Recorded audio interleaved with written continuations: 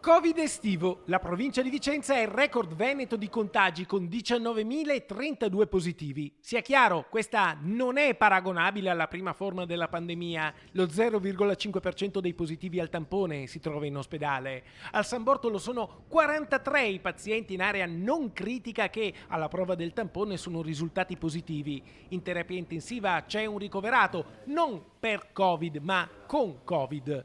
In tutta l'Ulsotto sono 32 i ricoverati per Covid. Uno dei problemi è sicuramente che chi entra anche per altre patologie, per esempio anche una frattura semplice e deve essere ricoverato, se risulta positivo al test va a finire in un reparto di isolamento perché giustamente non può essere messo in corsia con gli altri e propagare il contagio.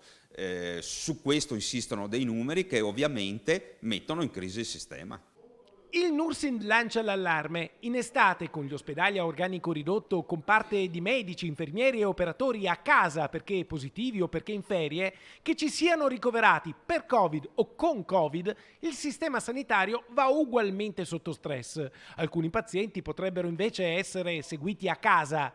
Alla fine sostanzialmente noi ci ritroviamo anche con delle persone che potrebbero tranquillamente rimanere a casa, ma non avendo una rete di assistenza si rivolgono all'ospedale e qui trovano una risposta più sociale che sanitaria. Per questo il Nursind chiede di ripristinare le USCA, le unità speciali di continuità assistenziale, che permettevano di tenere i pazienti a casa senza ricoverarli, perché li assistevano a livello domiciliare, con le terapie monoclonali e monitorando i parametri. Che sono venute meno le USCA, le unità speciali che andavano a casa dei pazienti e ne impedivano l'ospedalizzazione, controllando i sintomi, facendo le terapie. Oggi questo non è più possibile e inevitabilmente la struttura ospedaliera, i pronti soccorsi e i reparti vengono messi sotto stress.